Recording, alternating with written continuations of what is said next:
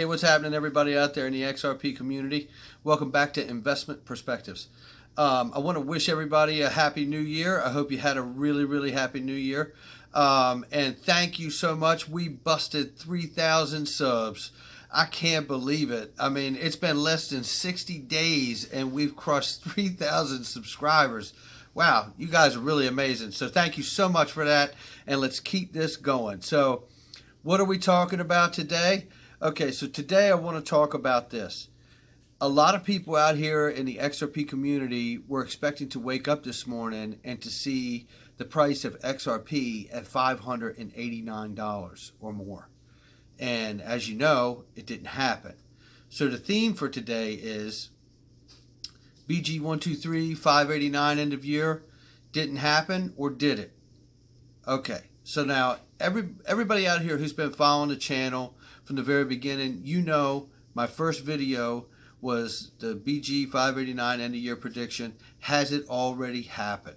If you haven't seen it, I encourage you to go back and watch it. In fact, I may even post a link below this video of it because I believe it addresses a lot of the things that we actually do know today just from traditional searches and research on investments. Now, I would just like to say, before we go any further, I am a huge fan of BG123. Now, on Investment Perspectives, we look at basically a lot of speculation, more traditional approach to the investment, and then just speculate the hell out of it, right? And I think that is the way to do it. But, I was an investor before I was aware of BG123, and I absolutely love it because it's so fun to me. But it's just that for me. It's fun and it's entertaining, and I don't expect him to give me something that's going to change my life. I'm making my own decisions about my investments, and I really love what BG123 does.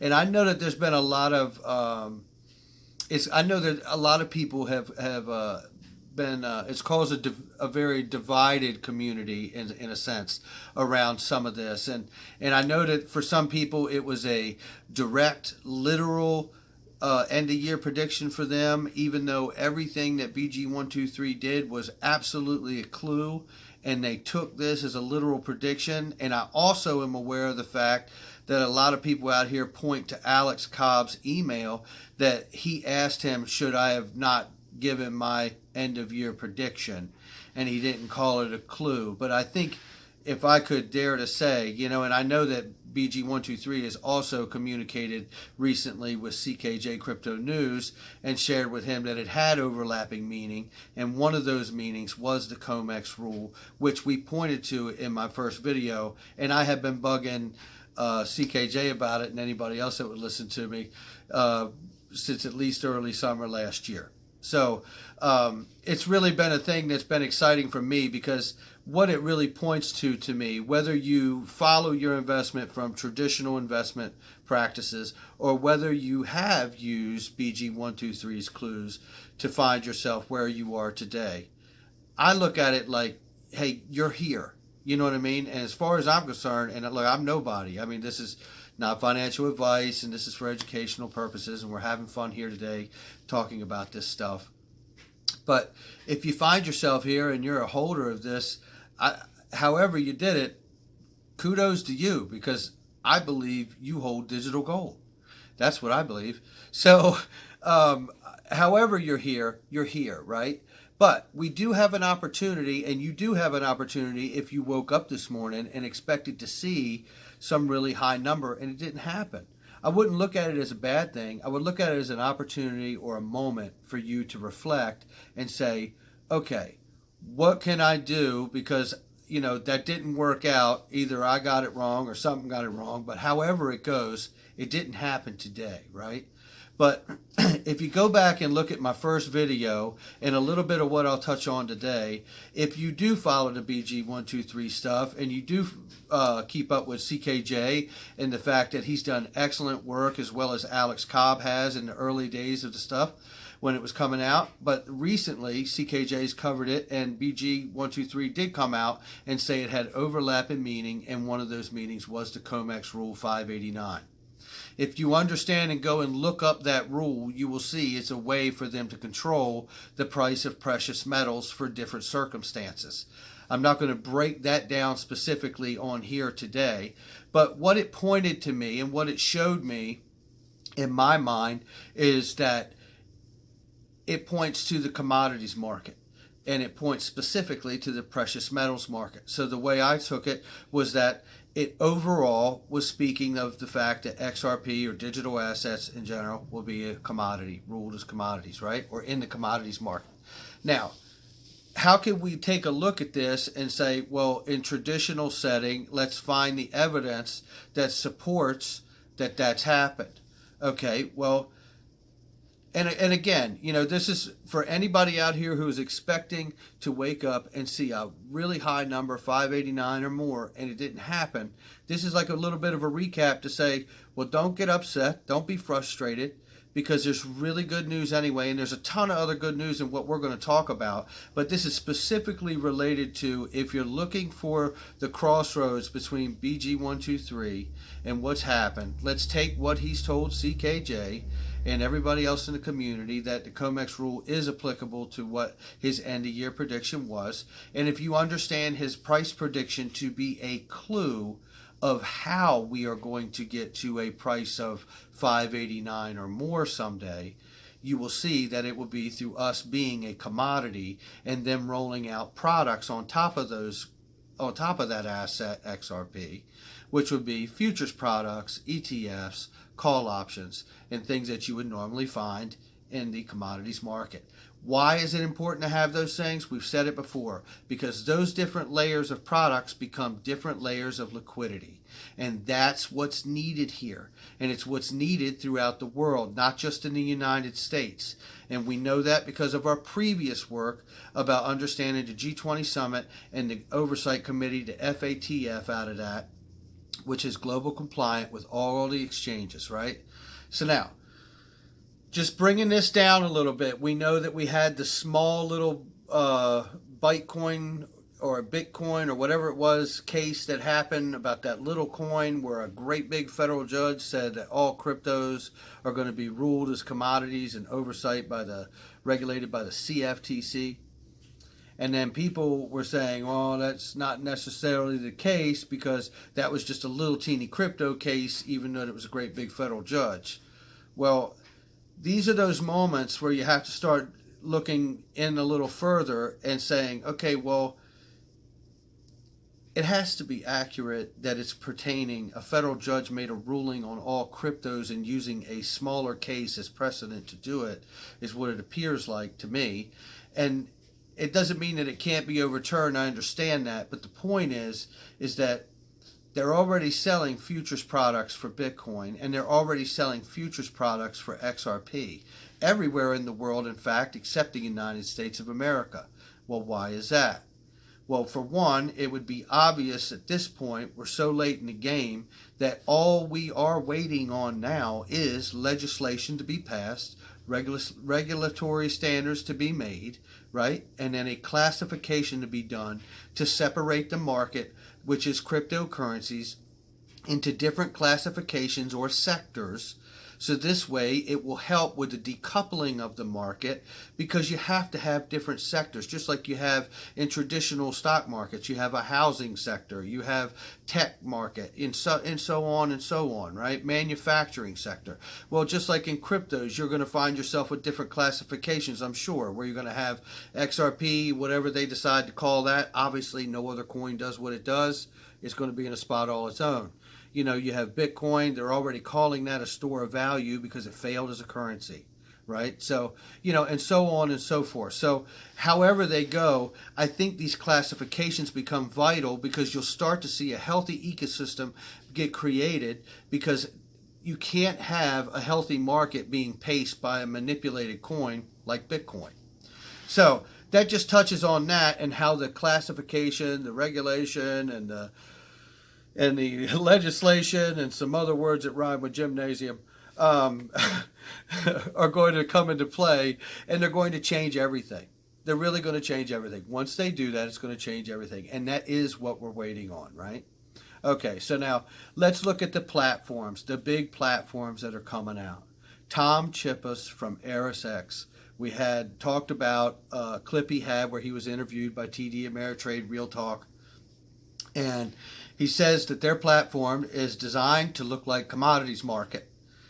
And it's so they could have the assets like futures, ETFs, call options on top, so they could create all these different layers of liquidity. This is what it's about. Again, all of this stuff, if you start wondering, I know there's a lot of people out here, they're never going to use XRP, they're never going to use XRP, everybody's making their own coin. We all hear this sentiment that gets echoed about, will we get duped in the end, or you're going to get duped, people saying these things. The reason I don't believe that that's going to happen is because there really is a liquidity crisis throughout the entire globe. It's not just the United States, and it's not just in Turkey or somewhere else. It's the whole globe that needs liquidity. And at this point, it's quite obvious to me that they're introducing a brand new asset or form of money in order to deal with such a thing. And it would appear by everybody's strategy to make their own coin attached to the XRP ledger at some point, where all the back-end transactions will go through XRP. That way everything can be tracked and everybody can be globalized and all the whole bit, whether you like that or not. That's what's coming, right? That's where we're at. So I think when you see this, you start understanding that, XRP is digital gold. It really is going to solve the liquidity crisis because the central banks have no one to bail them out. And that's where the problem is this time, right? So it would appear that in some way, it's pointing and signaling to the fact that they may be able to access their Nostro Vostro money at some point if they can fully rely on XRP for liquidity, right? That certainly is the signal there. So something to look out for us going forward. Again, all right, let's get back to the platform. So BACT itself. We talked about the Abacus Journal, right? They foreshadowed future crypto products, and then they go on to basically describe the gold and precious metals market. Like I said, whether you got here by traditional practices of searching out and researching your investment and doing all those kinds of traditional background checks of what you're going to put your money into, or whether you followed BG123, who I think is fantastic, you're here. And I believe you hold digital gold. I believe we all are holding something very, very special. And it does come down to the legislation, the regulation, and the classifications that are going to need to take place. So let's go on. So we also know that the SEC just filed to exclude cryptocurrencies from its oversight. Okay, that points directly to the fact that the CFTC and that little teeny crypto case and that great big federal judge said what they said, they meant what they said, and the SEC's taken follow suit to that and says, and right while they're saying that, and it's going to be ruled by the CFTC, let's go ahead and get some paperwork drawn up to really prove that we ain't got to deal with none of this stuff. Because that's the way they're handling it. They don't want no part of it. And if you look at it, let's go back to what Corey Johnson said. Remember the interview where Corey Johnson said the SEC may never come out and make a ruling or make a decision on XRP being a security or not. Well, they're showing you why. They're filing to get out from underneath of it right now. This is the stuff that's interesting because we see this being said right to our face at the time, and we take it for what it is. But when you look back on it with today's actions and what's coming out, you can really start to see why it makes sense that he said that to us. It's really like he actually told us without us really knowing at the time how true a statement it really is. Because it looks like the SEC is going to exclude cryptocurrencies and they're not going to have to touch it.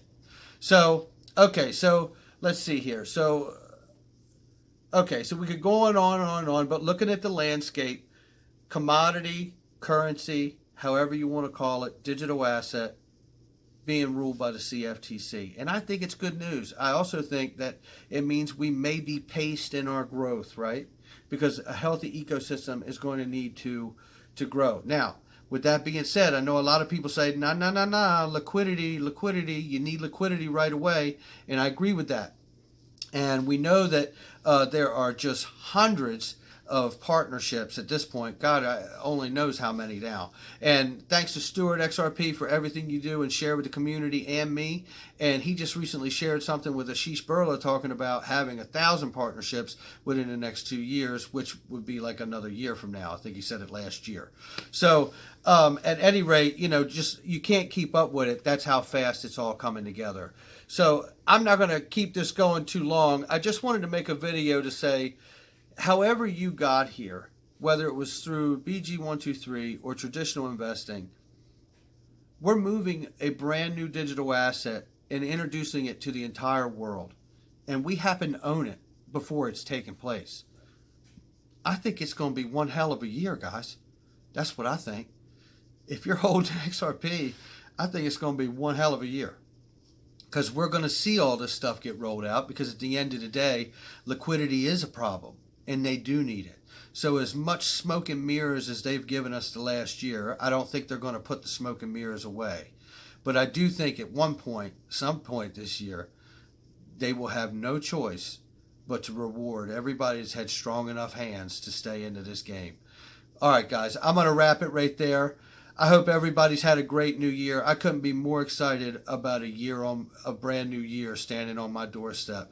And I couldn't be more excited about the fact that we get to do it together. So thank you guys so much for 3,000 subs. You guys are incredible. Rob Cash, thank you for the shout out, my brother. I'm going to drop your link down underneath here. And Aiden Trading too. Young entrepreneur, millionaire in the making, baby. All right, guys, take care. Hit the like and subscribe. Leave some comments. Let's keep this thing going. It's going to be a great year. Talk to you soon. Bye.